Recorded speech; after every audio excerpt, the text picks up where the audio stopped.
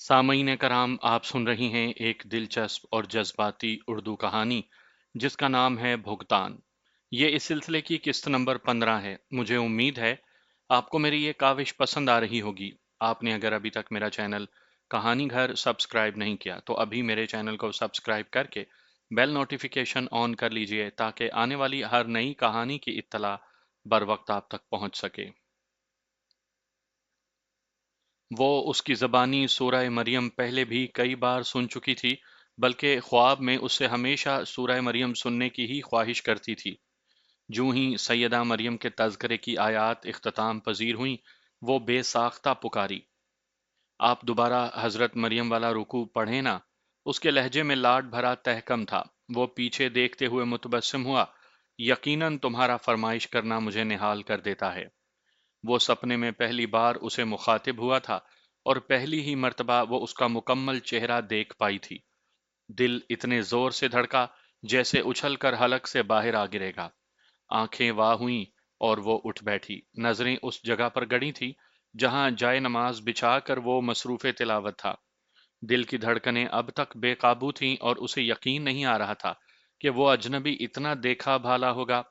घड़ी रात के 3 बजा रही थी मगर उससे सब्र न हुआ। बिस्मा का नंबर मिलाकर उसने मोबाइल फोन कान से लगा लिया। 2-3 घंटियों के बाद उसकी परेशानी भरी खुमार आलूद आवाज सुनाई दी। शमो, खैर तो है? वो पुरजोश लहजे में शुरू हो गई। मैंने उसका चेहरा देख लिया है, मुझे वो दिखाई दे गया है। जानती हो वो कौन है? बिस्मा बेजारी से बोली। किसका चेहरा देख लिया है बेवकूफ?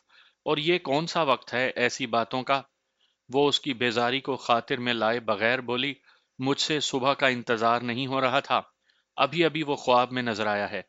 मुझे मुखातिब किया है और बता नहीं सकती उसकी आवाज में कितनी चाहत, मोहब्बत और वारिफ्तगी उबल रही थी। पता है वो कौन है? आज मेरी बेटी कुछ ज्यादा ही खुश नजर आ रही है। शमामा के चेहरे पर नजर डालते ही सिद्दीकी साहब ने तबसरा किया। आलिया बेगम के पहलू में नशिस्त संभालते हुए उसने जूस का गिलास भरा। एमडी साहब की कॉल आई थी। सुल्तान खावर साहब की मांग पूरी कर दी है। आज पहली खेप रवाना कर दी जाएगी। गालिबन इस बारे में तुम डिनर पर भी मुत्तला कर चुकी हो।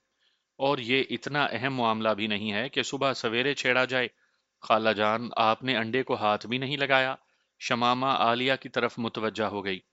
तुम मेरे निवाले गिनती रहना। मुंह बनाते हुए आलिया ने छीला हुआ अंडा उठा लिया था। उसकी खुराक पर शमामा की गहरी नजर रहती थी और उसे जबरदस्ती खिलाने से बाज नहीं आती थी। इस मामले में वो आलिया बेगम की डांट की भी परवाह नहीं करती थी। सिद्दीकी साहब ने उसे छेड़ा। सच तो ये है कि शम्मो रानी राज रखने में कभी कामयाब नहीं हो पाई। बेचारी फौरन ही पकड़ी जाती है। आपको खुशी अच्छी नहीं लगती? शमामा नाराज होने पर तुल गई थी। सिद्दीकी साहब ने कह कहा उछाला। झगड़ा उठाना तो कोई शम्मो रानी से सीखे। आलिया ने लुकमा दिया। सेठ साहब, आप मेरी बहू को तंग कर रहे हैं। उसने आलिया के बाजू से चिपकते हुए दुहाई दी। देखे ना खाला जान, कल जरा सी संजीदा थी। चचा जान ने बतंगड़ बनाया कि शम्मो उदास है। आज जरा सी हंसी और चचा जान मेरी खुशी की खोज में लग गए। जितनी कोशिश करो छुपाना तुम्हें नहीं आता, बल्कि शुबह को यकीन में ढाल देती हो। शमामा ने कताए ताल्लुक का ऐलान किया। आज आपके साथ जोहराना भी नहीं करूंगी और सपहर को कॉफी बनाकर भी नहीं पिलाऊंगी। सिद्दीकी साहब मुसिर हुए। क्या ही अच्छा होता अगर इतनी तगो-दो के बजाय असल बात फूट देती। मुझे दफ्तर से देर हो रही है। कुर्सी से उछक कर उसने आलिया का रुखसार चूमा और अपने कमरे की तरफ बढ़ गई। सिद्दीकी साहब उदासी से बोले। शम्मो रानी को अलविदा करने का सोचकर ही दिल मुट्ठी में आ जाता है। आलिया बरहम हुई। होश में हो? अपनी बहू को भी कोई रुखसत करता है? सिद्दीकी साहब ने इंकिशाफ किया। ये सच है आलिया बेगम। मुआविया की आमद के साथ शम्मो बेटी हमें छोड़कर चली जाएगी। तुम अच्छी तरह जानती हो कि उसे जबान दी हुई है। बल्कि इस बारे में तुम्हें वजाहत से समझा चुका हूं। आप तो साल भर पहले उसे रुखसत करने की तैयारी में थे। तब क्या कहा था कि वो नहीं जाएगी और देख लो नहीं गई। मैं औरत हूं सिद्दीकी साहब, और एक औरत के एहसासात से अच्छी तरह वाकिफ हूं। वो मुआविया को चाहती है। बाकी मैं नहीं मानती कि वो अपनी खाला जान की कोई ख्वाहिश ठुकरा भी सकती है। सिद्दीकी साहब ने ठंडा सांस भरा। दुआ करता हूं ऐसा ही हो। شمامہ کو تیاری حالت میں خوابگاہ سے برآمد ہوتا دیکھ کر وہ للکارنے والے انداز میں بولی، میں آپ کا شک دور کر سکتی ہوں۔ رہنے دو۔ صدیقی صاحب نے بدمزگی سے بچنا چاہا، مگر عالیہ بیگم جوش میں آتے ہوئے شمامہ کو مخاطب ہوئی۔ بہو، ادھر آؤ۔ جی خالہ، مودبانہ لہجے میں کہتے ہوئے وہ قریب ہوئی۔ عالیہ نے بغیر لگی لپٹی رکھے پوچھا، میرے بیٹے سے شادی کرو گی یا اس کی آمد پر ہمیں چھوڑ کر چلی جاؤ گی؟ شمامہ نے کرسی کے پیچھے کھڑے ہو کر اس کے گلے میں باہیں ڈالیں۔ شمو رانی کب سے اتنی بڑی ہو گئی ہے جو آپ کی موجودگی میں خود فیصلے لینے لگے؟ سن لیا؟ عالیہ نے فخریہ انداز میں صدیقی صاحب کو مخاطب کیا۔ شمامہ بیٹی، ہمیں جھوٹی تسلی نہیں چاہیے۔ صدیقی صاحب سنجیدہ ہو گئے تھے۔ چچا جان، آپ جانتے ہیں شمو جھوٹ نہیں بولتی۔ مجھے خالہ جانی کا ہر فیصلہ دل و جان سے منظور ہے۔ اطمینان بھرے لہجے میں کہتے ہوئے اس نے عالیہ بیگم کے رخسار سے اپنا گال ملایا اور بیگ اٹھا کر چل دی۔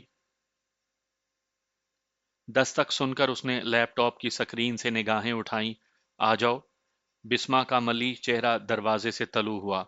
طائرانہ نظروں سے دفتر کی سجاوٹ کو گھورتے ہوئے اس نے تحسین آمیز لہجے میں کہا، واہ، بڑے ٹھاٹ ہیں بھائی۔ وہ چند بار پہلے بھی وہاں آ چکی تھی، لیکن تب شمامہ صدیقی صاحب کے ساتھ بیٹھتی تھی، اور اب چند ہفتوں سے وہ علیحدہ دفتر میں بیٹھ رہی تھی۔ یہاں نکمے لوگوں کا داخلہ سپہر کے بعد ہی ہوتا ہے۔ خوش دلی سے مسکراتے ہوئے وہ اس کے استقبال کو اٹھی۔ بسما نے منہ بنایا، خود تو گھڑی دیکھے بغیر دماغ کی لسی بنانے کو گھنٹی کھڑ کھڑا دیتی ہو۔ شمامہ نے کہا بلند کیا، چائے، کافی یا ٹھنڈا؟ شمامہ کے گلے مل کر اس نے نشست سنبھالی۔ پینے نہیں، کھانے پینے آئی ہوں۔ شمامہ نے پھبتی کسی، اور اس مقصد کے حصول کو آج آپ نے ناشتہ بھی نہیں کیا ہوگا۔ بسما بے تکلفی سے بولی، سوچا آج تم بہت خوش ہو تو اس کا کچھ فائدہ اٹھا لوں۔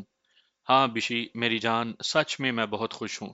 ریوالونگ چیئر پر ٹیک لگا کر آنکھیں بند کرتے ہوئے اس نے طمانیت بھرا سانس کھینچا۔ تم جانتی نہیں اسے دیکھنے کی کتنی تڑپ تھی۔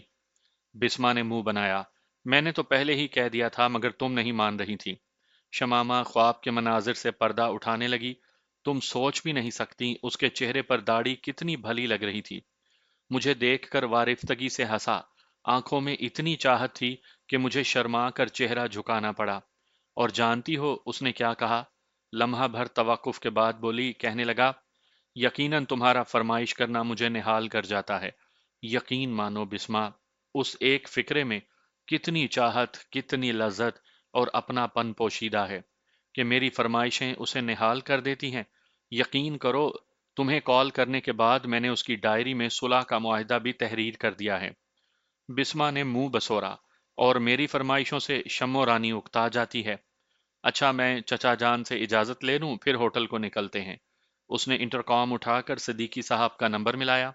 یس، ریسیور سے صدیقی صاحب کی سنجیدہ آواز برآمد ہوئی۔ سر، 2-3 گھنٹوں کی چھٹی مل سکتی ہے؟ بسما آئی ہوئی ہے، وہ دفتر میں ایک ماتحت کی حدود سے تجاوز نہیں کرتی تھی۔ صدیقی صاحب سنجیدگی سے بولے، ایک فائل بھیج رہا ہوں، فی الفور رپورٹ بنا کر مجھے بھیجو اور چلی جاؤ۔ زیادہ سے زیادہ آدھے گھنٹے کا کام ہے۔ ٹھیک ہے سر۔ ریسیور رکھ کر وہ بسما کو مخاطب ہوئی، تم خبروں سے جی بہلاؤ، میں گھنٹہ پون گھنٹہ لوں گی۔ ٹھیک ہے۔ بسما کرسی سے اٹھ کر صوفے پر جا بیٹھی اور ریموٹ اٹھا کر ٹی وی کے چینل کھنگالنے لگی۔ دستک دے کر چپڑاسی اندر آیا، ہاتھ میں فائل تھی۔ شمامہ کے سامنے فائل رکھ کر وہ واپس مڑ گیا۔ شمامہ فائل کھول کر کام میں جت گئی۔ اگلے پون گھنٹے وہ ارک ریزی سے فائل کے مطالعے میں کھوئی رہی، اور پھر چند سطروں کا نوٹ لکھ کر فائل بند کی اور صدیقی صاحب کے دفتر کی طرف بڑھ گئی۔ اجازت لے کر اندر داخل ہوئی اور فائل صدیقی صاحب کے سامنے رکھ کر مؤدب کھڑی رہی۔ بیٹھو، اس نے کرسی کی جانب اشارہ کیا۔ شکریہ سر، اس نے نشست سنبھال لی۔ شاباش۔ نوٹ پڑھ کر اس نے تحسین آمیز انداز میں سر ہلایا۔ میری رائے اس سے ذرا بھر مختلف نہیں تھی۔ وہ مستفسر ہوئی، آپ نے فائل پڑھ کر بھجوائی تھی؟ صدیقی صاحب نے اسبات میں سر ہلایا۔ ہاں، تمہاری رائے لینا بھی ضروری تھا، البتہ جلدی اس لیے کی کہ دیکھنا چاہتا تھا کہ پیاری سہیلی کے ساتھ جانے کی خوشی میں تم کام کو کتنی سنجیدگی سے لیتی ہو۔ کام کی تنخواہ لیتی ہوں سر، اور سہیلی مجھے پیاری ہوگی تو اسے ذاتی وقت دوں گی، اس کی خاطر اپنی روزی تو حرام نہیں کر سکتی۔ صدیقی صاحب نے خوش دلی سے اظہار کیا، مجھے شمو بیٹی پر فخر ہے۔ ہنسی دباتے ہوئے وہ بظاہر سنجیدگی سے بولی، نظم و ضبط کی خلاف ورزی سینئر کو بھی روا نہیں ہے۔ صدیقی صاحب نے احتجاج کیا، اب تم چھٹی لے چکی ہو یار، مگر آپ تو حاضر دفتر ہیں۔ اطمینان سے کہتے ہوئے اس نے نشست چھوڑی، سر مجھے جانے کی اجازت ہے۔ صدیقی صاحب نے موڈ بنایا، زیادہ سے زیادہ 20 منٹ کے لیے جا سکتی ہو۔ چچا جانی، شمامہ نے منہ بسورا۔ اس کا کہا بلند ہوا، اچھا ایک شرط پر، شام تک چھٹی مل سکتی ہے۔ شمامہ نے سوالیہ نظریں اٹھائیں، صبح عالیہ بیگم کو بہلا رہی تھیں یا؟ اس نے فکرہ ادھورا چھوڑ دیا۔ شمامہ نے لجاتے ہوئے سر جھکایا، آپ صبح جاننا چاہ رہے تھے نا خوش کیوں ہو؟ تو اس کی وجہ یہی تھی کہ رات وہ سپنے میں آیا تھا، گزشتہ 3 4 سال سے اجنبی بن کر آ رہا تھا، جس کی شکل نہیں دیکھ پاتی تھی، بس پیٹھ موڑے تلاوت قرآن میں مشغول نظر آتا تھا۔ میں ایک اجنبی ہی کی منتظر رہنے لگی تھی۔ البتہ میرا دل 2 حصوں میں بٹا ہوا تھا، معاویہ اور اپنے سپنوں میں آنے والے کے بیچ۔ کسی ایک کے انتخاب نے جان جوکھم میں ڈالی ہوئی تھی، اور رات کو پتا چلا کہ وہ تو ایک ہی شخص کے 2 روپ ہیں۔ تبھی بہت خوش تھی، کیونکہ معاویہ سے جتنا بھی اظہار نفرت کروں، حقیقت تو یہی ہے کہ وہ مجھے شروع دن سے محبوب ہے۔ صدیقی صاحب کرسی چھوڑ کر قریب ہوا اور اس کے سر پر شفقت بھرا ہاتھ رکھتے ہوئے بولا، حیرانی ہوتی ہے کہ تم اپنے چچا کے سامنے بھی اتنی آسانی سے دل کا حال کھول دیتی ہو۔ تم بہت سادہ اور اچھی ہو۔ شمامہ گلوگیر ہوئی، بابا جانی کی عادت پڑی ہوئی ہے، اور جب سے وہ بچھڑے ہیں مجھے آپ کی صورت میں ان کی شبیہ دکھائی دیتی ہے۔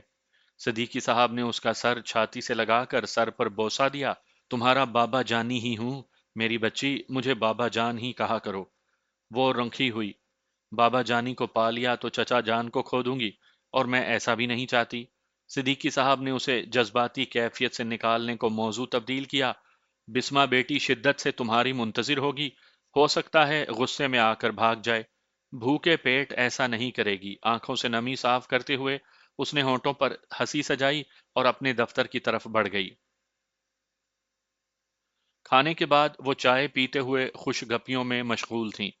بسمہ کسی کلاس فیلو کی شادی کا ذکر کر رہی تھی کہ اچانک موضوع تبدیل کرتے ہوئے بولی، کل میں نے یوٹیوب پر بہت پیاری تلاوت سنی ہے، کسی مقامی مسجد کا ویڈیو کلپ ہے جو غالباً امام صاحب کی بے خبری میں بھرا گیا ہے۔ مولانا صاحب اتنی خوش الحانی اور دل سوزی سے تلاوت کر رہا ہے کہ میرے ذہن میں فوراً تمہارے اجنبی محبوب کا نام گونجنے لگا، مگر اب تو وہ اجنبی نہیں رہا، بلکہ معاویہ بھائی کی آواز کے ساتھ بھی اس کی مماثلت ہے۔ موبائل فون نکال کر وہ کچھ ڈھونڈنے لگی، اور پھر ایک ویڈیو چلا کر اس نے موبائل فون شمامہ کی طرف بڑھا دیا۔ شمامہ نے بے دلی سے موبائل فون پکڑا، لیکن جوں ہی امام صاحب نے الحمد شروع کی، اس کا دل اچھل کر حلق میں آ گیا تھا۔ یہی ہے بسمہ، یہی ہے، اللہ پاک کی قسم یہی ہے۔ کرسی سے اٹھ کر وہ بے ساختہ بسمہ کو لپٹ کر وارفتگی سے چومنے لگی۔ بالکل یہی ہے، اسی آواز کی تلاش میں تو میں کب کی بھٹک رہی ہوں۔ بسمہ بھی ششدر رہ گئی تھی، بوکھلاتے ہوئے بولی، اری دیکھو ہے کون؟ شمامہ نے بے صبری سے موبائل فون اٹھایا، مگر عنوان میں فقط دل موہ لینے والا قاری لکھا ہوا تھا۔ الحمد کے بعد اس نے دوسری سورت پڑھی۔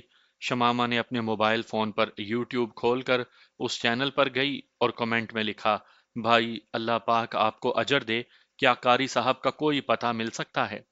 کمنٹ لکھ کر وہ یوں آنکھیں گاڑ کر بیٹھ گئی جیسے فی الفور جواب مل جائے گا۔ بی بی پتہ نہیں چینل والا کس وقت تمہارا کمنٹ پڑھے گا، تو برائے مہربانی جہاں اتنے سال انتظار کیا ہے وہاں چند گھنٹے یا دن اور صبر کر لو، اور اس بیچاری کو گھر تک چھوڑ دو کہ سرتاج نے دفتر سے آ کر اپنی محبوبہ کو غائب پایا تو پریشان ہو جائے گا۔ وہ گلوگیر ہوئی، میری پیاری بہن، تمہارے احسانوں کا بدلہ شاید کبھی نہ چکا سکوں، ہمیشہ تم سے فائدہ ہی پہنچا ہے۔ بسمہ نے شرارتی کہا بلند کیا، ایک تگڑی سی شاپنگ کروا کر میرے احسانوں کا بوجھ ہلکا کر سکتی ہو۔ وہ جذبے سے اٹھی، ابھی چلو۔ نہ جی، بسمہ نے نفی میں سر ہلایا، مجھ سے عقیل صاحب کو منانے کی منتیں نہیں ہوتی، اتوار کو چلیں گے، اور خریداری کی فہرست بھی تو بنانی ہے، کپڑوں کا سوٹ یا ایک جوڑی جوتے لے کر تو تمہاری جان نہیں چھوڑنے والی۔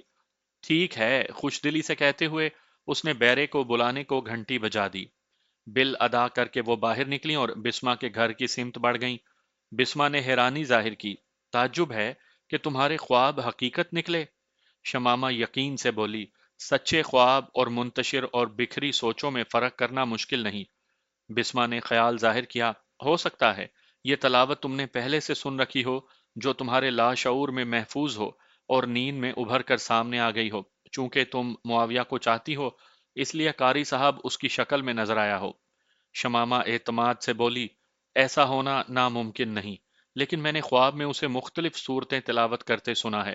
اگر لاشعور میں اس کی سنی ہوئی کوئی ایک تلاوت محفوظ ہوتی تو بار بار وہی سنتی نا۔ اور اگر کہو کہ میں نے اس کی اتنی زیادہ تلاوتیں پہلے سے سن رکھی تھیں تو مجھے اسے فوراً پہچان جانا چاہیے تھا، کیونکہ جس کی اتنی زیادہ تلاوتیں سن رکھی ہوں اور آواز اس قدر پسند بھی ہو تو اس کا انجان ہونا عجیب اور انوکھا ہی کہلائے گا۔ اور سب سے بڑھ کر میں سپنے میں اس آواز کو پچھلے 3-4 سالوں سے سن رہی ہوں، اور قاری و معاویہ مجھے ہمیشہ دو مختلف فرد لگے۔ گزشتہ رات پہلی بار معلوم ہوا کہ وہ قاری معاویہ ہی ہے، وہ بھی اس وقت جب معاویہ کے بارے میں میرے دل میں چھپا سارا غبار دھل کر صاف ہو گیا ہے۔ لمبی جدائی نے اس کی اہمیت واضح کر دی، اور اس کے والدین کی محبت و چاہت نے ساری زیادتیوں کا ازالہ کر دیا ہے۔ تمہارے پاس خواب کی آواز کی کوئی نقل تو موجود ہے نہیں، ہو سکتا ہے یہ آواز بس اس سے ملتی جلتی ہو جسے تم خواب میں سنتی رہی ہو۔ شمامہ نے اس کے خیال کو رد کیا، پہلی آیت سنتے ہی میں نے اعلان کر دیا تھا کہ یہ وہی ہے۔ بسمہ خلوص نیت سے بولی، اللہ کرے یہ میری شمع رانی کا مطلوبہ شخص ہی ہو۔ شمامہ نے ناک بھون چڑھائی، نام لے کر پکارو۔ بسمہ ہنسی، ہاں ہاں اللہ کرے یہ معاویہ بھائی ہی ہو۔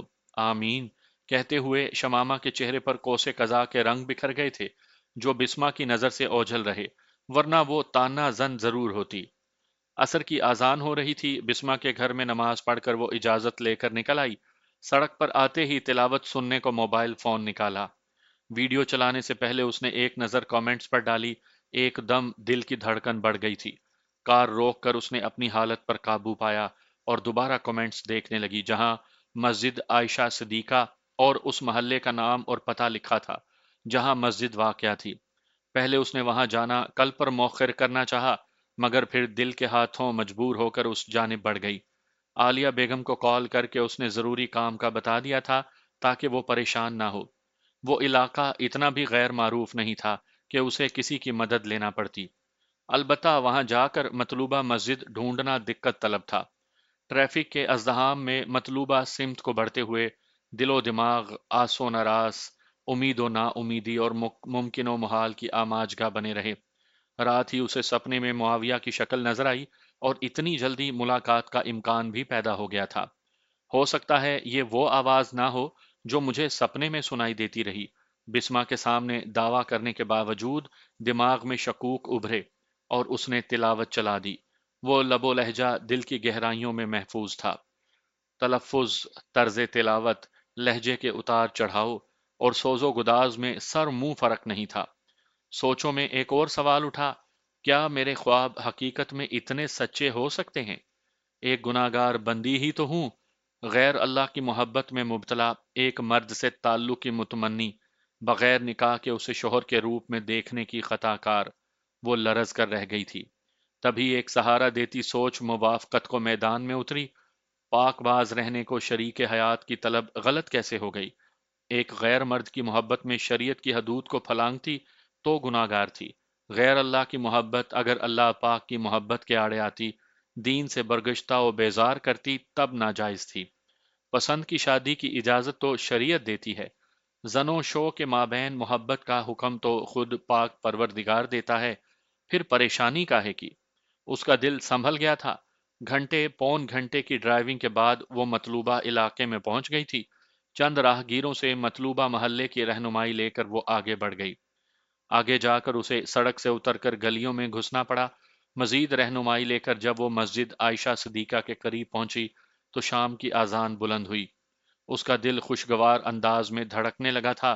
یہ اذان وہ پہلی مرتبہ نہیں سن رہی تھی۔ نہ آواز نامانوس تھی، اس کے مناسب جگہ پر کار پارک کرنے تک اذان ختم ہو چکی تھی۔ باہر نکل کر وہ مسجد کے دروازے کی طرف بڑھی۔ چند سیڑھیاں طے کر کے مسجد کے دروازے تک پہنچا جا سکتا تھا۔ وہ اتنی پرجوش اور اتاولی ہو رہی تھی کہ اسے لڑکی ہونے کا خیال بھی نہ رہا۔ اچانک ایک بزرگ جو پہلی رکعت پانے کے جوش میں तेजी से सीढ़ियां चढ़ रहे थे। पूछने लगे, बेटी कहाँ जा रही हो? वो हकलाई, इमाम मस्जिद को मिलना है। बुजुर्गवार बोले, बेटी मस्जिद से मुल्हिक उनका क्वार्टर है, वहां चली जाओ, नमाज के बाद इत्मीनान से बात कर लेना। जी ठीक है। असबात में सर हिलाते हुए वो रुक गई। इसी असना में तकमीले तकबीर के बाद इमाम ने तिलावत शुरू कर दी थी। गर्मियों की वजह से नमाज मस्जिद के सहन में अदा हो रही थी और दरवाजे तक इमाम साहब की तिलावत की आवाज साफ सुनाई दे रही थी। वो दिलगुदाज, खुशकुन और दिलकश आवाज तो पहले ही से दिल की गहराइयों का हिस्सा थी। उसका जी ही नहीं चाह रहा था कि वहां से हटे। उसी वक्त दो नौजवान तेजी से सीढ़ियां चढ़ते ऊपर आए। मस्जिद के दरवाजे पर खड़ी बुर्कापोश खातून सिवाय भिखारन के और कौन हो सकती थी? लेकिन इतने कीमती लिबादे और रख रखाव वाली भिखारन शायद उन्होंने जिंदगी में पहली बार देखी थी। उनकी मुतहय्यर निगाहों को देखकर शमामा माजूब हुई और वहां से हटना उसकी मजबूरी बन गई। अचानक एक ख्याल के तहत उसने नौजवान को आवाज दी, भाई बात सुनो। जी बाजी, निस्बतन कम उम्र लड़का रुकते हुए उसकी जानिब मुतवज्जा हुआ। उसने धड़कते दिल से पूछा, जमात कौन साहब करवा रहे हैं? वो एहतराम से बोला, बाजी ये हाफिज मुआविया अली हैं। हाफिज मुआविया अली? हाफिज मुआविया अली, जेरे लब दोहराते हुए वो सीढ़ियां उतरने लगी। मुआविया के साथ हाफिज का साबका इतना लुत्फ अंगेज, फरहत बख्श और राहत अफजा था कि वो क्वार्टर के दरवाजे तक हाफिज मुआविया अली दोहराती गई। अल्लाह पाक की शान के बरियाई पर उसका दिल एहसास बंदगी से भर गया था। एक बदकिरदार शराबी और आवारा शख्स को किस मुकाम तक पहुंचा दिया था। लारैब उसका कुन फरमाना सारी मुश्किलों का हल था। छोटे से क्वार्टर को देखकर उसे बेतहाशा अपने महबूब पर प्यार आ गया, जो उसकी खातिर ऐशो आराम को ठोकर मार कर वहां पड़ा था। क्वार्टर के दाखिली दरवाजे में झरी देखकर भी उसने दस्तक देना जरूरी समझा था। गो क्वार्टर में किसी की मौजूदगी का एहतमाल नहीं था कि मकीन नमाज पढ़ा रहा था। वो मुआविया की हालत का सोचकर महजूज हो रही थी, जो क्वार्टर में वापसी पर शमामा को देखकर होना थी। अंदर दाखिल होते हुए उसने चेहरे से नकाब उठा दिया था। उसे जाए नमाज पर एक निस्वानी वजूद इस्तादा नजर आया। एकदम दिल की धड़कन गैर मुतवाजन हुई और उसकी टांगों से गोया सांस निकलने लगा। क्वार्टर में मुआविया के साथ किसी औरत की मौजूदगी जिस तरफ इशारा कर रही थी, वो ऐसा सोचने की हिम्मत खुद में मफकूद पाती थी। क्या मुआविया ने शादी कर ली थी? इसी वजह से वापस नहीं लौट रहा था। लरजती टांगों के साथ थोड़ा आगे बढ़ी। उसी वक्त जाए नमाज पर मौजूद औरत सलाम फेर कर पीछे मुड़ी। बुर्कापोश लड़की को देखते हुए वो मुतबस्सम हुई। आओ बहन। वो शमामा की हम उम्र ही थी। उसका सुर्ख व सफेद और मोहना चेहरा देखते ही शमामा की समाअतों में बिस्मा की आवाज गूंजी, तुम अकेली खूबसूरत हो, ना अनोखी, कि तुम जैसी पाकिस्तान में नापैद हो। उसका दुपट्टे में लिपटा चेहरा चौदहवीं के चांद की मानिंद चमक रहा था। यकीनन मुआविया को उसका मुतबादिल मिल गया था, या शायद ये उसके गम से निजात का सामान था। शमामा ने हकलाते हुए पूछा, आप कौन? वो मुतबसम हुई, हालांकि ये मुझे पूछना चाहिए। खैर, मैं मलीना हूँ, इमाम मस्जिद साहब की शरीक हयात। अब तुम्हारी बारी। उसका सुलझा हुआ लहजा तालीम याफ्ता होने की चुगली खा रहा था। रोशन चेहरे पर दीनदारी का तकद्दुस और मेहरबान सूरत खुश इखलाक होने पर दाल थी। बिलाशुबा वो बेहतरीन साथी, उम्दा शरीक हयात और सफर जीस्त का मजबूत दूसरा पहिया थी। अगर मुआविया ने गम गलत करने को उसका इंतखाब किया था, तो उसका मकसद रायगा नहीं जा सकता था। अगर उसने शमामा को भुलाने की सूरत सोची थी, तो उसकी कोशिश कामयाब थी। अगर वो उसे देखकर फरीफ्ता हुआ था, तो हक पर था। एक लम्हे में मुआविया की पसंद को मुकर्ररा म्यार का आला दर्जा देकर वो बदिक्कत तमाम बोली, ठीक है बहन। नकाब गिराकर वो पलटी और लड़खड़ाती हुई दरवाजे की तरफ बढ़ गई। आंखों के सामने नीले पीले दायरे नाच रहे थे। लड़की ने उसे आवाज देकर कुछ पूछा भी था, लेकिन उसके सोचने समझने की कुव्वतें मुंजमद हो गई थी। वो रुके बगैर चलती रही। बड़ी मुश्किल से वो कार तक पहुंची थी। दरवाजा खोलकर वो निढाल सी सीट पर गिरी और स्टेयरिंग पर माथा टेक दिया। दिमाग में माजी बईद की याद उभरी। ठीक है, शादी पर हामी ना भरो, मुझे धुतकारती रहो, कोई वास्ता ताल्लुक ना रखो, लेकिन किसी और से भी शादी ना करो। मैं भी नहीं करूंगा। تمہیں کسی اور کا بنتے دیکھنا یقیناً مجھ سے برداشت نہیں ہوگا۔ ظالم، سنگ دل، جھوٹا، دھوکے باز، میں اظہار نفرت کے بعد، اتنی زیادتیاں سہنے کے بعد، تمہاری محبت سے اعلان لا تعلقی کے بعد بھی تمہاری منتظر ہوں۔ تمہارے نام پر بیٹھی ہوں اور تم نے شادی بھی کر لی۔ تمہیں معاف کرنے کی غلطی نہیں کرنی چاہیے تھی، کم از کم عزت نفس تو محفوظ رہتی۔ تم نے مجھے کہیں کا نہ رکھا معاویہ، اسی لیے خوابوں میں آ دھمکتے تھے۔ تمہیں شمع رانی کا ذرا بھی خیال نہ آیا؟ ساری محبت و چاہت جھوٹ کا پلندہ تھی۔ ایک بار بھی تصدیق کی کوشش نہ کی کہ میری شادی ہو گئی ہے کہ نہیں۔ کسی سے پوچھ ہی لیتے، مجھ سے بات کرنا گوارا نہیں تھا، اپنی بسمہ بہن سے پتہ کر لیتے، اپنے دوست عقیل سے پوچھ لیتے، شادی سے پہلے ایک بار، کم از کم ایک بار تو پوچھنے کی زحمت کرتے۔ نہ جانے کتنے گلے، کتنے شکوے اور شکایتیں تھیں جن کی لپیٹ میں دل و دماغ آئے ہوئے تھے۔ ایک بار تو ایسا ابال اٹھا کہ وہ اس کا گریبان تھامنے کو باہر نکلنے لگی تھی، مگر پھر عقل حماقت پر غالب آئی۔ وہاں شور شرابہ کرنا کسی طور مناسب نہیں تھا۔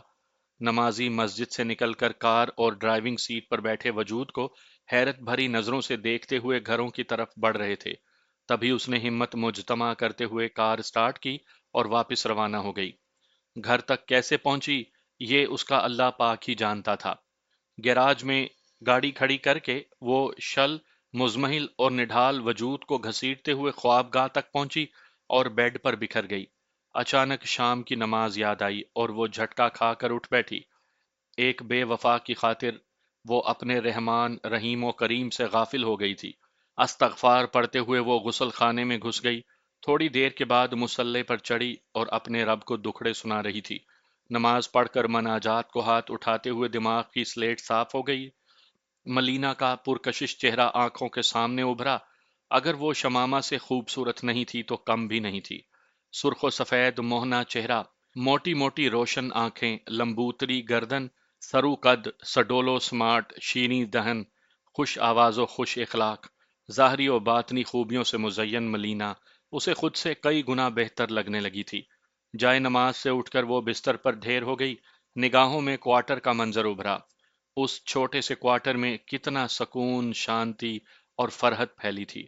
کتنی خوش قسمت تھی ملینا، جسے معاویہ اس وقت ملا تھا جب وہ خالص بندہ بن گیا تھا۔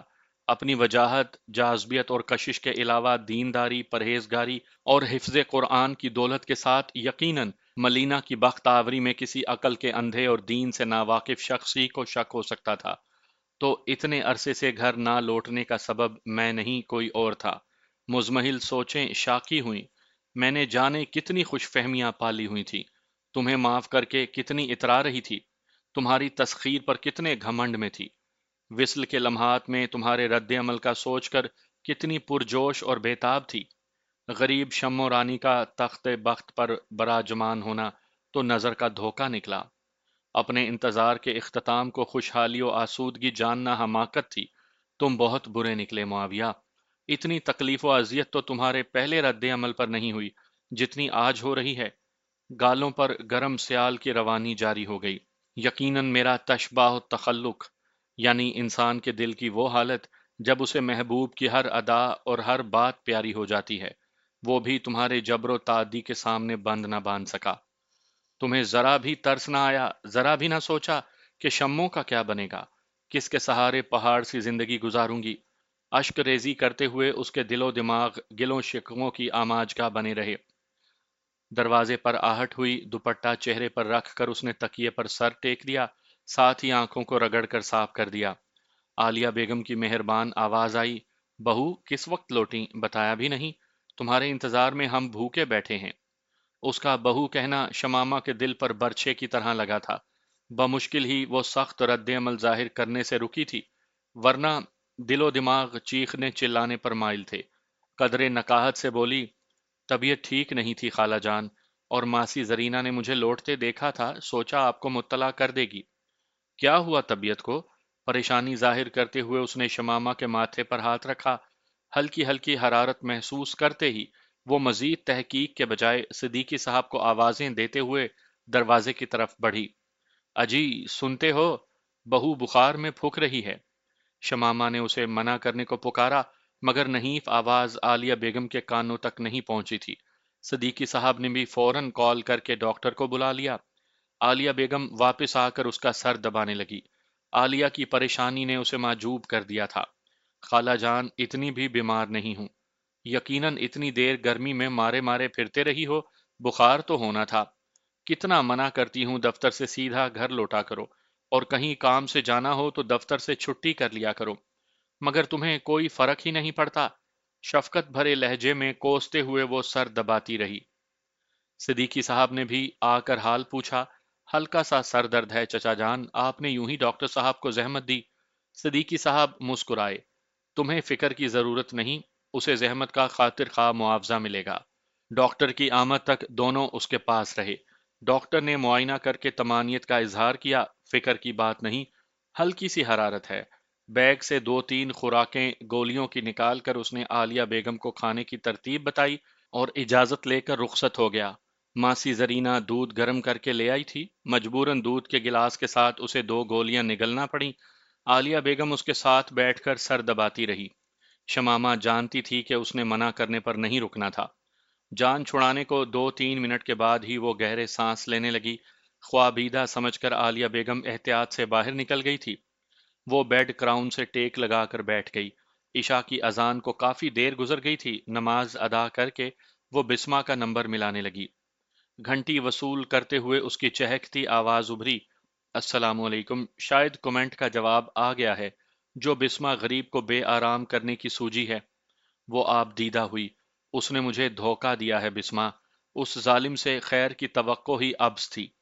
بسمہ بیزاری سے بولی، شاید پھر کوئی الٹا سیدھا خواب دیکھ لیا ہے۔ کاش سپنا دیکھا ہوتا، مگر یہ حقیقت ہے۔ حافظ معاویہ علی نے شادی کر لی ہے، اور تم کہتی تھی نا، میں اکیلی خوبصورت ہوں نہ انوکھی کہ میرے جیسی پاکستان میں ناپید ہوں۔ خوش ہو جاؤ بسمہ، تمہارا کہا سچ ثابت ہوا۔ ملینا ایسی ہی ہے۔ بسمہ متعجب ہوئی۔ ہوش میں ہو؟ شام ہی کو آیا ہے جب معاویہ کی بیوی سے ملاقات ہوئی۔ بسمہ اس کے واویلے کو برے خواب کا شاخسانہ سمجھ رہی تھی۔ شرارت سے بولی، جہاں تک میرا اندازہ ہے معاویہ بھائی کی خوابگاہ کی تلاشی میں تمہارے ہتھے کسی ایسے مشروب کی بوتل چڑھ گئی جسے پینا نہیں چاہیے تھا۔ وہ تفصیل سے بتاتے ہوئے بولی، تمہارے گھر سے نکلتے ہی کومنٹ کا جواب آ گیا تھا۔ میں مذکورہ پتے پر پہنچی تو شام کی اذان ہو رہی تھی۔ اس ہرجائی کی آواز کیسے نہ پہچانتی؟ جماعت بھی اسی نے کروائی۔ ایک بھائی سے امام صاحب کا نام پوچھا تو اس نے حافظ معاویہ علی بتایا۔ اگر کچھ شک تھا بھی صحیح تو جاتا رہا۔ ایک بزرگوار نے امام مسجد کے کوارٹر کی طرف رہنمائی کی۔ وہاں پہنچی اور اس کی خوبصورت دلہن کو دیکھ کر واپس بھاگ پڑی۔ ملینا نام ہے، ملینا معاویہ، کتنا جچتا ہے نا؟ بسمہ کی الجھن آمیز آواز ابھری، مجھے اب بھی یقین نہیں آ رہا کہ یہ خواب نہیں ہے۔ وہ تلخی سے بولی، یوٹیوب پر اس تلاوت کے ذیل میں میرا کومنٹ اور اس کا جواب دیکھ لو، شک دور ہو جائے گا۔ وہ شادی کیسے کر سکتا ہے؟ شمو رانی کے بجائے اسے جنت کی حور بھی قبول نہیں تھی۔ شمامہ گلوگیر ہوئی، شاید ملینا اسے جنت کی حور سے بھی خوبصورت لگی ہو۔ ملاقات نہیں کی؟ وہ رونکی ہوئی، کچھ رہ گیا تھا کہ ملاقات کرتی؟ اسے کبھی معاف نہیں کروں گی، کبھی نہیں، ہمیشہ نفرت کروں گی، اور دیکھنا اس سے 1000 گنا خوبصورت اور وجیح لڑکے سے شادی کروں گی، کوئی ایسا جو اس ظالم سے بڑھ کر خوش الحان ہوگا۔ تم دیکھنا بسمہ، شمو رانی اتنی گئی گزری نہیں ہے۔ اسے اینٹ کا جواب پتھر سے ملے گا۔ بہت برداشت کر لیا، بہت سہ لیا، مزید نہیں۔ کیا سمجھتا ہے مجھے؟ اس سے بہتر نہیں ملے گا؟ اس کی غلط فہمی جلد ہی دور کر دوں گی۔ میں حلق میں کڑوا گولا پھنسا اور وہ رو دی۔ اے شمو، پاگل تو نہیں ہوئی ہو؟ بسمہ نے پچکارا، ایسے نہیں روتے میری جان۔ وہ اکیلا مرد تو نہیں ہے کہ یوں تڑپ رہی ہو۔ اتنی سمجھدار ہو، اچھی طرح جانتی ہو یہ فیصلے کسی اور کے ہاتھ میں ہیں، اور جس کے ہاتھ میں ہیں وہ اپنے بندوں کے فائدے نقصان اور ترجیحات کو ان سے زیادہ جانتا ہے۔ بھول گئیں؟ تم نے ہی تو بتایا تھا کہ کوئی مصیبت نازل نہیں ہوتی مگر اللہ پاک کے حکم سے، اور یہ کہ اور وہ ہی ہنساتا ہے اور وہ ہی رلاتا ہے۔ سورہ نجم۔ مجھے تو رب کی رضا میں راضی رہنے کے لیے فضائل سناتی ہو اور خود ذرا سی بات پر آنسو بہانا شروع کر دیتی ہو۔ اس نے دہائی دی، یہ ذرا سی بات ہے؟ میری زندگی میں تاریکیاں بھر گئیں، حسرتیں ناکام و نامراد ہو گئیں، تمناؤں کا خون ہوا، انا و خودداری سولی پر چڑھ گئی، اور وہ مجھ سے بچھڑ گیا جس کے لیے 4 سال سے آس و امید کی شمع جلائے منتظر بیٹھی تھی۔ بہتر تھا کہ میں معافی کا اعلان ہی نہ کرتی، کم از کم عزت نفس تو سلامت رہتی۔ دل کو بہلا لیا تھا، خود کو سمجھا لیا تھا، اس کی زیادتیاں و ناروا سلوک مد نظر رکھ کر اسے دھتکارنے کی ہمت باندھ لی تھی، لیکن تم نے بار بار اس کی سفارش کر کے میرے افعال کو غلط گردان کر میرے دل کو اس کی طرف مائل کیے رکھا۔ اب کہتی ہو کہ روتی کیوں ہو؟ اب نہ روؤں، نہ مچلوں، دہائی نہ دوں تو کب؟ اور صرف تم ہی نہیں، خالہ جان، چچا جان اور سالسا باجی بھی میرے مجرم ہیں۔ سب نے مجھے ورغلایا، اس کی طرف مائل کیا، اس کی شریک حیات کے سنگھاسن پر بٹھائے رکھا۔ بلکہ سب سے بڑا مجرم وہ ہے، کیوں میرے خوابوں میں آتا تھا، کیوں چاہت جتلاتا تھا، کیوں کیوں کیوں؟ شمامہ کو معلوم ہی نہیں تھا کہ کیا الٹا سیدھا بولے جا رہی ہے۔ شمو میری جان، اس معاملے میں سب قصوروار اور سب بے گناہ ہیں۔ ہمیں اس کے خلوص، تم سے بے تحاشا محبت اور سدھرنے کا یقین تھا، تمہارے دل کی حالت کا بھی اندازہ تھا، لیکن مقدر کے چکر پر مطلع نہ ہو سکے۔ وہ بیچارہ بھی تو تمہارے بار بار دھتکارنے، شادی سے انکار کرنے اور تمہارے نکاح کا اعلان ہونے کے بعد دور جانے پر مجبور ہوا۔ والدین اس کا مطالبہ تسلیم کرنے پر راضی نہ تھے۔ سالسا باجی نے تمہیں حق بجانب سمجھتے ہوئے اس کی مدد سے ہاتھ اٹھا لیا تھا۔ میں نے اپنی بے بسی کا اعلان کر دیا تھا تو اس کے پاس کیا انتخاب باقی رہا؟ آخر اسے بھی زندگی گزارنے کا سہارا چاہیے تھا۔ اس بکھرے ہوئے کو سمیٹنے، منتشر کو اکٹھا کرنے اور تتر بتر کو یکجا کرنے کو کوئی عورت ہی کام آ سکتی تھی۔ شمامہ رانی کے غم کا مداوع اتنا آسان تو نہیں تھا۔ اگر اس نے غم سہارنے کو ملینا بی بی کو چن لیا تو کیا برا کیا؟ یہ کوئی ایسا مسئلہ نہیں ہے کہ تمہیں واویلا کرنے کی ضرورت پڑے یا ہمارے شور کرنے سے حل ہو۔ سب سے بہتر چپ سادھنا ہے میری جان۔ جھوٹ بولتی ہو، بکواس کرتی ہو، دروغ گو کاذبہ اب بھی اس کی طرفداری کر رہی ہو۔ چچا اور خالہ جان بھی اس کے ملنے پر خوشی کے شادیانے بجائیں گے۔ سالسا باجی کی دلی مراد بھی پوری ہو جائے گی، اسے بھی ملینا مل گئی۔ مگر شموں کا کیا؟ اس کا بابا جانی نہیں رہا نا، اس بیچاری کی کس کو فکر؟ کیا ہوا، ایک حقیر کا دل ہی تو ٹوٹا۔ ہم جیسوں کے دل ٹوٹنے کو ہی تو ہوتے ہیں، کسی غریب کی تمنا پوری ہونے کے لیے تھوڑی ہوتی ہے۔ مفلس کی حسرت نے کب کاش کا چولا اتارا ہے، یتیم کا پرسان حال کون بنتا ہے؟ تم سب کل بھی اس ظالم کے طرفدار تھے اور آج بھی اسی کے حمایتی ہو۔ میں تم سے بھی نفرت کرتی ہوں۔ مجھے کسی کی ضرورت نہیں، نہ کوئی میرا ہے اور نہ مجھے کسی کا بننا ہے، اور یاد رکھنا تمہاری چپ بھی ٹوٹے گی، مجھے تم مر تو جانے دو۔ ہچکیاں لیتے ہوئے اس نے موبائل فون کو صوفے پر پھینکا اور گھٹنوں میں سر دے کر بیٹھ گئی۔ چند لمحوں کے بعد ہی عالیہ اور صدیقی صاحب متوحش کمرے میں داخل ہوئے۔ یقیناً انہیں بسما نے کال کی تھی۔ شمو بیٹا کیا ہوا؟ دونوں اس کے ساتھ بیڈ پر بیٹھ گئے تھے۔ وہ چپ سادھے رہی۔ صدیقی صاحب نے اس کے سر پر ہاتھ پھیرا اور محتاط انداز میں پوچھا، بسما بیٹی بتا رہی تھی تم نے معاویہ کو ڈھونڈ لیا ہے۔ گھٹنوں سے سر اٹھا کر اس نے ویرانی بھری نگاہ ان پر ڈالی جو چہرے پر ہزاروں امیدیں سجائے متوجہ تھے۔ بیٹے کے ملنے کی خوشخبری میں انہیں شمامہ کے غم کا دھیان نہیں رہا تھا۔ ان کی بلا سے اگر معاویہ نے شادی کر لی تھی تو یہ اس کا مسئلہ تھا، شاید ان کی غرض بیٹے کی باخیریت واپسی سے تھی۔ ان کی آنکھوں میں التجاؤں کا تومار چھپا تھا۔ اس نے تپائی سے نوٹ بک اٹھائی اور معاویہ کا پتہ گھسیٹ کر ان کی طرف بڑھا دیا۔ عالیہ نے لرزتے ہاتھوں سے کاغذ تھاما۔ وہ سچ میں وہاں موجود ہے؟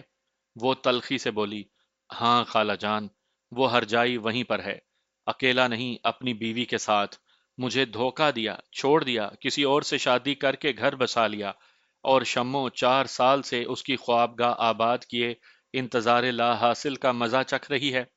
عالیہ اس کی اشک شوئی کرتے ہوئے بولی، تمہیں کیسے پتا چلا بیٹی؟ مکمل تفصیل بتاؤ اور رونا بند کرو۔ تم اکیلی نہیں ہو، تمہاری خالہ جان اور چچا جان تمہارے ساتھ ہیں۔ صدیقی صاحب بولے، جب تمہیں وہ قبول ہی نہیں تھا تو اس کی شادی پر برہمی کیسی؟ اور سچ تو یہ ہے وہ میری بیٹی کے قابل ہی نہیں۔ وہ گلوگیر ہوئی، جھوٹ کہا تھا، جیسے آپ غلط بیانی کر رہے ہیں۔ میری شمو بیٹی اتنی بدتمیز تو کبھی نہیں تھی۔ صدیقی صاحب نے زبردستی کی مسکراہٹ ہونٹوں پر بکھیری۔ شمو معافی چاہتی ہے چچا جان، اس نے سر گھٹنوں میں دے دیا۔ صدیقی صاحب نے قریب ہو کر اس کی پیٹھ تھپکی۔ اپنی بیٹی کے لیے میں ایسا رشتہ ڈھونڈوں گا جو معاویہ سے کئی گنا خوبصورت، دیندار اور اچھا ہوگا۔ فکر کیوں کرتی ہو؟ مرد دو شادیاں بھی تو کر سکتا ہے۔ اس کلموہی کو تو گھر میں گھسنے ہی نہیں دوں گی۔ عالیہ بیگم ایک ساتھ شمامہ اور صدیقی صاحب کی تیز نظروں کی تاب نہیں لا سکتی تھی۔ ہکلاتے ہوئے بولی، میرا مطلب شمو رانی ہمیشہ اپنی خالہ جان کے پاس ہی رہے گی نا؟ شمامہ کے دماغ میں بدتمیزی بھرے کئی جواب ابھرے، مگر وہ ہونٹ بھینچے خاموش رہی۔ اپنے بڑوں سے زبان لڑانا اسے بابا جانی نے نہیں سکھایا تھا۔ صدیقی صاحب نے اسے سخت لہجے میں ڈانٹا، اگر عقل نہ ہو تو خاموش رہ کر اپنی حماقت و جہالت کی پردہ پوشی کی جا سکتی ہے۔ عالیہ ندامت سے بولی، میرا وہ مقصد نہیں تھا، میں نے تو بس ایک تجویز پیش کی تھی۔ بیٹی اگر برا لگا ہو تو اپنی خالہ کو معاف کرنا۔ وہ اتنی رنجیدہ تھی کہ اخلاق نبھانے ہی کو عالیہ کی تردید نہ کر سکی اور صدیقی صاحب کو مخاطب ہو کر بولی، چچا جان اجازت دیں، میں صبح یہاں سے جانا چاہتی ہوں۔ اگر آپ رہائش کا بندوبست نہیں کر سکتے تو کوئی بات نہیں، میں سنبھال لوں گی۔ صدیقی صاحب نے شفقت بھرے لہجے میں ڈانٹا، شاید تمہیں پٹنے کا زیادہ ہی شوق چڑھا ہے۔ وہ اداسی سے بولی، شاید مسئلہ میری پٹائی سے بھی حل نہ ہو۔ تو کیا تمہارا یہاں رہنا معاویہ کی خاطر تھا؟ اس کی وجہ سے تم نے عالیہ بیگم کو خالہ بنایا اور دن رات دیکھ بھال کی، اور اسی کی وجہ سے مجھے چچا جان کے سنگھاسن پر بٹھایا۔ اسی کی بدولت گھر کی ویرانی کو رونق بخشی۔ تمہارا مطمع نظر صرف معاویہ کا حصول، اس کی محبت اور چاہت تھی، جبکہ ہم کسی اور غلط فہمی میں مبتلا تھے۔ خیر، کوئی بات نہیں، تمہاری مرضی۔ ہم نے کون سا تمہارا خیال رکھا، توجہ دی یا بہتری کا سوچا؟ گھر میں رکھا کہ نوکرانی کی طرح تم سے خدمت لینا تھی؟ دفتر میں بٹھایا کہ کاروبار کے لیے معاون کی ضرورت تھی؟ فریقین کے اپنے مقاصد و ترجیحات تھیں۔ جاں بین، خود غرض اور مطلب پرست تھے۔ ہمارا مقصد پورا ہو گیا اور تمہاری امید بر نہ آئی، جس پر افسوس کرنے کے علاوہ کچھ نہیں کیا جا سکتا۔ ٹھنڈا سانس بھرتے ہوئے وہ عالیہ کو مخاطب ہوا، چلو بیگم، شمامہ رانی اب اتنی بڑی ہو گئی ہے کہ اپنے فیصلے خود لے سکے، اور ہمیں بھی بیٹا ملنے کی امید ہو گئی ہے، تو پرائی لڑکی سے ہمیں کیا مطلب؟ پہلے تو بیٹے کی وجہ سے اسے گھر میں رکھا ہوا تھا نا، اور ناز نخرے برداشت کر رہے تھے۔ چچا جان، شمامہ چیختے ہوئے اس کے بازو سے چمٹی، آپ بالکل بھی اچھے نہیں ہیں۔ آپ سے کبھی بات نہیں کروں گی، نہ راضی ہوں گی، ملنا تو چھوڑیں، دیکھوں گی بھی نہیں۔ صدیقی صاحب ہنسے، پھر بکواس کرو گی؟ نہیں، کبھی نہیں۔ منہ بسورتے ہوئے اس نے صدیقی صاحب کے کندھے پر سر ٹیک دیا۔ پہلے بھی بتایا ہے، یہ میرا گھر ہے اور تمہارے مجرم ہم نہیں ہیں۔ پھر ہم سے کیسا جھگڑا؟ باقی رہا معاویہ، تو اسے معلوم ہی نہیں ہے کہ تم نے اسے معاف کر دیا ہے۔ اگر وہ محبت میں ثابت قدم نہ رہ سکا تو اپنا ہی نقصان کیا ہے نا؟ تم کیوں خون جلاتی ہو؟ وہ دھیرے سے بولی، میں دوسری منزل پر منتقل ہونا چاہتی ہوں۔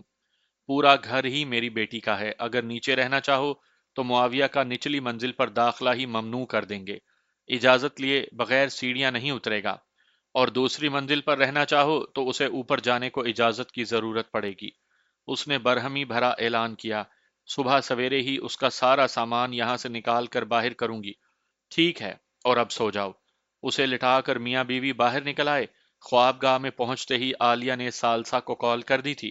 بھائی کی خیر خبر ملتے ہی وہ فوراً اس طرف جانے کو مچلی، مگر صدیقی صاحب نے یہ کام صبح تک ملتوی کر دیا۔ طلوع آفتاب کے ساتھ سالسا وہاں پہنچ گئی تھی۔ ملازمہ کو دوپہر کا خصوصی کھانا تیار کرنے کا حکم دے کر وہ نکل پڑے۔ شمامہ کی جذباتی حالت کے پیش نظر اسے مطلع کرنا یا ساتھ چلنے کی دعوت دینا مناسب نہیں سمجھا تھا۔ 1.5 گھنٹے بعد پوچھ تاچھ کے وہ مسجد عائشہ صدیقہ تک پہنچ گئے تھے۔ کار مناسب جگہ پارک کر کے وہ مسجد سے ملحق کوارٹر کی طرف بڑھ گئے۔ ان کے دل عجیب انداز میں دھڑک رہے تھے۔ اتنے عرصے بعد کھوئے ہوئے لاڈلے کی دید کو آنکھیں بےتاب تھیں۔ سالسا نے دروازے پر دستک دی۔ قدموں کی چاپ قریب آئی، مترنم نسوانی آواز ابھری، کون؟ عالیہ بے صبری سے بولی، دروازہ کھولو بیٹی، میں تمہاری ساس ہوں۔ زنجیر گرنے کی کھن کھناہٹ کے ساتھ پٹوا ہوئے ایک خوبصورت لڑکی آنکھوں میں حیرت کے دیپ جلائے کھڑی تھی۔ صدیقی صاحب پر نظر پڑتے ہی اس نے دوپٹہ منہ میں لپیٹتے ہوئے دروازے کی آڑ پکڑ لی۔ اپنے سسر سے پردہ نہیں کیا جاتا بیٹی۔ عالیہ اور ثالثہ ایک ساتھ داخل ہوئیں۔ وہ گھبراتے ہوئے مستفسر ہوئی، آپ کو پہچانا نہیں؟ ثالثہ ہنسی، پہچان کروا تو دی ہے، یہ بتاؤ معاویہ بھائی کہاں ہیں؟ مسجد میں، زبان سے کہتے ہوئے اس نے ہاتھ سے بھی اشارہ کر دیا تھا۔